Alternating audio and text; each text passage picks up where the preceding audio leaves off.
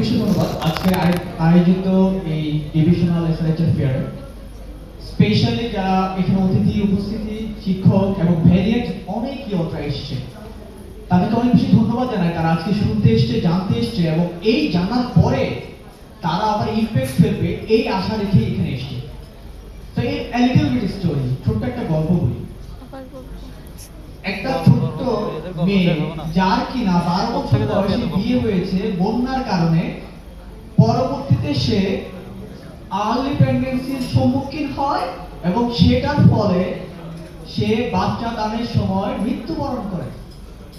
আরো একটা কথা বলি, এমন একটি নারী যার কিনা আর্লি প্রেগন্যান্সি হয়েছে, কম বয়সে বিয়ে হয়েছে এবং তারপরে যেটা হলো যে তার বাচ্চা পুষ্টিহীন জন্মগ্রহণ করেছে।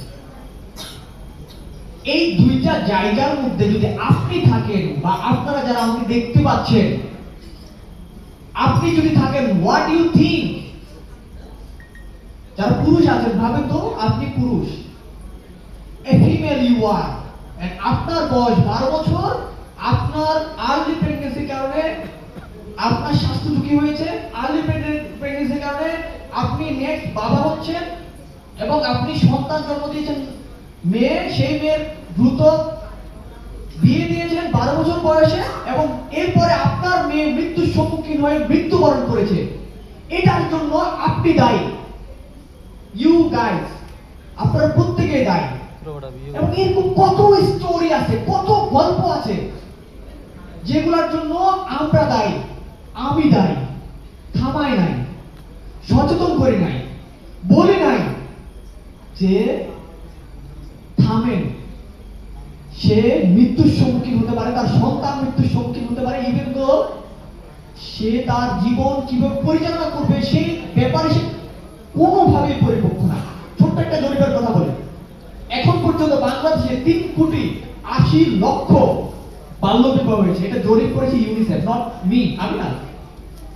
এর মধ্যে 1,30,00,000 মেয়ের বিয়ে হয়েছে 15 বছরের মধ্যে, 15 বছরের নিচে। এরপরে যেটা বলি, 51% মেয়ে 18 বছর আগেই বিয়ে হয়েছে। আরো মজার ব্যাপার, শুধু খুবই খুশি হবে, প্রতি 10 জনের মধ্যে 5 জন 18 বছরের আগেই সন্তান জন্ম দান করেছে। এই সন্তান পরিপুষ্ট না, এই সন্তান যথার্থ মেধা বুদ্ধিহীন কম এবং মায়েরও ঝুঁকি রয়েছে অনেক বেশি। আই থিঙ্ক যারা স্বাস্থ্য লেভেলে কাজ করে তারা অবশ্যই এই ব্যাপারে জানে। এরপর আমি যদি বলি, প্রত্যেক 10 জনের মধ্যে 8 জনের মা হয়েছে 20 বছর, যার বয়স 20 বছরের নিচে। এবার বলি, আসলে এই কাহিনীগুলোর মূল কারণ হচ্ছে দারিদ্রতা, শিক্ষার অভাব, তথ্যের অভাব এবং একটা ট্যাবু। ঠিক আছে, মেয়ের বিয়ে দিয়ে দাও না, তাতে কি আসে যায়, মেয়ে আর কি করবে? একটি সঞ্চালক নারী, আরেকজন নারী, আপনারা নারী, সামনে বসে আছেন নারী, মেয়ে কি করছে সেটা একটা ছোট্ট উদাহরণ তো আমি এখানেই দেখতে পাচ্ছি। আপনি পাচ্ছেন না? এরপর একটু আসি, সমাজের এই নিরাপত্তার কথাগুলো যখন আপনি বলছেন, what you do for the society, আপনি যদি ভাবেন কতজন মানুষকে আপনি পিছিয়ে রাখছেন, পিছিয়ে রাখাটাকে we are saying the nobody, সেই জায়গাটায় আপনি পিছিয়ে থাকা মানে you are the nobody. And after that যখন আপনি অ্যাওয়ারনেস করছেন, সংগ্রাম করছেন, রাস্তায় নেমে আসছেন, মানবাধিকার করছেন, বাল্য বিবাহ বন্ধ করছেন, that means you are the making somebody someone. And after that আল্লাহ তাআলা সেম ভাবে আপনার জন্য কোনো না কোনো পর্যায়ে সেম জায়গাটা তৈরি করে দিবে। আপনার সন্তান, আপনার আত্মীয়, আপনার কাছের লোক, কেউ না কেউ সেটার উপকার ভোগ করবে। সো এই কথাটার শেষে আমার এখন মূল কথা যেটা, আজকের যেটা আমার ইস্তেহার, যুবকের ইস্তেহার, চট্টগ্রামের ইস্তেহার। প্রথম কথা, প্রান্তিক পাহাড়ি শহরের জন্য আলাদা করে বাজেট করতে হবে।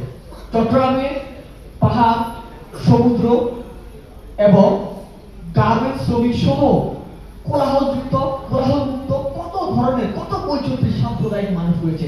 প্রত্যেকের জন্য আলাদা পলিসি, আলাদা বরাদ্দ, আলাদা প্রশিক্ষণ, সেটাতে স্পেশাল পাওয়ার যোগ্যতা থাকে, তার মানে তার জন্য স্পেশাল করতে হবে। Not that everyone hold to same budget, same training, not that everyone. Second কথা, কমিউনিটি লিডার সিলেকশন করতে হবে। আমি একটা এলাকা থেকে 5 জন কমিউনিটি লিডার সিলেক্ট করলাম, করে তাকে প্রশিক্ষণ দিলাম, প্রশিক্ষণ দেওয়ার পর তাকে বললাম যে আপনি আপনারা এটার অ্যাকশন নেবেন। পরবর্তীতে আমরা শেয়ার নেট, ইচ্ছা, হ্যাঁ, রেড অরেঞ্জ, আমরা ইয়ত্রা সেখানে গিয়ে আমরা মোটিভেট করলাম, ভাই কি অবস্থা, কোনো আপনার কাছে এই এলাকায় কোনো ঝামেলা হয়েছে, কোনো কি ভালো বিপদ হয়েছে, জানান আমাদেরকে, সিক্রেটলি জানান। কেউ কি এখন চিন্তা করছে ভালো বিপদ পরবর্তী তার স্বাস্থ্য সম্পর্কে সে কি চিন্তা করছে, সেই ব্যাপারে আমরা কি সচেতন হতে পারি।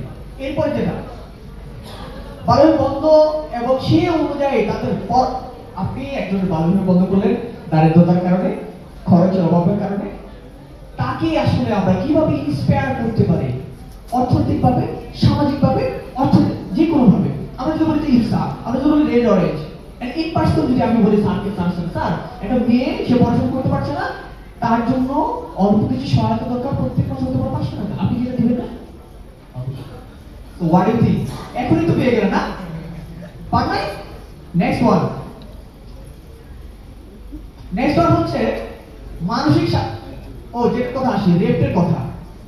একটা মেয়ে রেপ হওয়ার পর গর্ভধারণ করলো, ইন কেস ভুল পাবে, চাপে পড়ে, তাকে সোসাইটিতে এমন ট্যাবু দিচ্ছেন আপনারা, আফটার দ্য ডে সুইসাইড করে মারা গেছে, এটার জন্য আপনি দায়ী, ইউ গাইস দায়ী। না করছেন সংগ্রাম, না করছেন এই যে প্রতিবাদ করছেন, যে যারা এই ধরনের কাজের সাথে সম্মুখীন তাদেরকে না করছেন পুলিশের হাতে ধরাই দিতে, after the day you are ওই জায়গাটায় গিয়ে আপনি কখনো বলেন না যে আপনি টাকা খেয়ে তাকে ছেড়ে দিয়েছেন, আপনি বলেন নাই, আমি বলি নাই, আমি ফয়েজ বলি নাই, আপনাদের। এরপরে যেটা বলবো মামলা নিষ্পত্তি, একটা মামলা, ওহো এটা গবেষণায় এসেছে, কোথায় এসেছে, একটা 10 বছর চলতে থাকে, কে রেপ হলে মামলার সম্মুখীন হবে, এত ঝামেলা যাওয়ার কি দরকার। এরপরে সবথেকে বড় ব্যাপার, যদি আমরা এর বাল্য বিবাহ না দিতে পারি, কোথায় যাব? কোর্টে 12 বছর বয়সী বাচ্চা বিয়ে। এটা সর্বপ্রথম বন্ধ করার সর্বোচ্চ রিকোয়েস্ট থাকবে আমার সাইড থেকে, যোদ্ধার সাইড থেকে, একটু কথা বলছিলাম সবার সাইড থেকে, আমি দর্শনের সাথে কথা বলছি, প্রত্যেকে স্যার এই মন্তব্যটা খুবই গুরুত্বপূর্ণ ছিল যে আপনাদের বাল্য বিবাহ হয়েছে কিন্তু কোর্টে, আইন যারা তৈরি করছে, আইন তারা ব্রেক করছে। ইয়েস, সো লাস্ট কমিউনিটি পর্যায়ে এবং স্কুল পর্যায়ে যেটা করতে হবে, এই ব্যাপারে আমাদের সেশন পরিচালনা করতে হবে, এবং শিশু ঝুঁকি যেটা আছে সেটার ব্যাপারে আমাদের সুনিশ্চিত হতে হবে, এবং ঝড়ে পড়ে যারা আছে তাদেরকে আমরা গুরুত্বপূর্ণ সহায়তা দিতে হবে, অভিভাবকদের গুরুত্বপূর্ণ সচেতন করতে হবে, স্বাস্থ্যকর্মী, শিক্ষক, এদেরকে কাউন্সিলিং করতে হবে, বলতে হবে বারবার যে আপনারা এই ব্যাপারে আলোচনা করেন, প্রত্যন্ত অঞ্চলে আমরা সবাইকে এসআইএস এর ব্যাপারে সচেতন করতে হবে। এবং yes, we are everyone somebody in this world, আমরা বাঁচতে এসেছি, অধিকার সুনিশ্চিত করতে এসেছি, এবং আমরা আমাদের অধিকারের জন্য লড়াই করব, এবং আমাদের যত আশেপাশের মানুষ আছে সবার অধিকারের জন্য লড়াই করব। No one is nobody for the society. Thank you so much.